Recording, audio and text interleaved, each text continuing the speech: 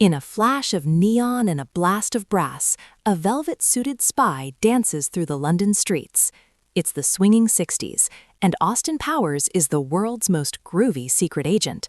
But when his arch-nemesis, Dr. Evil, cryogenically freezes himself and escapes into space, Austin volunteers for the same procedure, waiting for the day his enemy returns.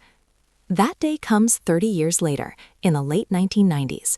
Thawed into a world he doesn't understand, Austin is a time capsule of free love in an era of irony.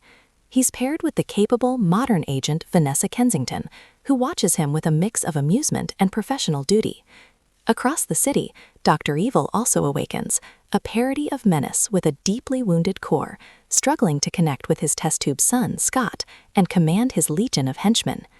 The film's brilliance lies in its characters. There's the corporate-minded number 2, the cheerfully literal Basil Exposition, and of course, Mr. Bigglesworth, the hairless cat who became an instant icon.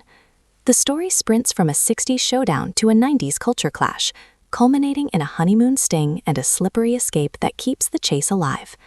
What makes it all work is the deadpan sincerity of the performances. Mike Myers embodies both the flamboyant hero and the insecure villain without a single wink to the camera. The props feel tactile and real, from the humming chassis of the fembots to the groaning steamroller you can almost feel in your chest. This commitment to realism inside an absurd world is the secret to its comedy. Hand-built layers and imperfect period details, like Austin's famously bad teeth, lock in the vibe. The film is defined by 5 key moments. First, the opening street dance, a pure manifesto of joy. Second, the bathroom brawl, which brilliantly mocks macho mythology with the now legendary refrain, "Who does number 2 work for?" Third, the group therapy session that unexpectedly humanizes Dr. Evil and his dysfunctional relationship with his son. Fourth, the fembot malfunction, a hilarious takedown of weaponized desire. And finally, the infamous steamroller and golf cart sequences, which stretch a single joke into a masterclass of long-form absurdism. Hidden within the frames are countless Easter eggs, from nods to classic spy cinema to names dripping with innuendo.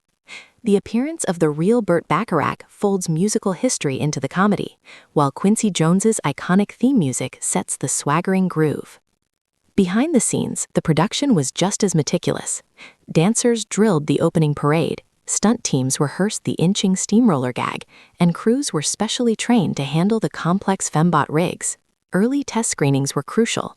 Audiences cheered for the big gags, but flagged slower moments.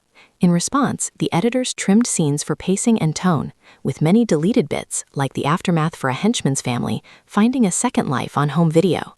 This process proved that restraint is often the secret engine of wild comedy. On a modest budget, the film became a sleeper phenomenon, lifted by word of mouth. It ended not with a cynical twist, but by choosing love over irony, allowing the chase to continue.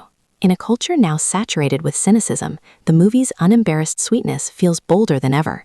Its message is simple: self-acceptance will always beat empty power. Be boldly, unapologetically yourself. Final verdict, 92 out of 100.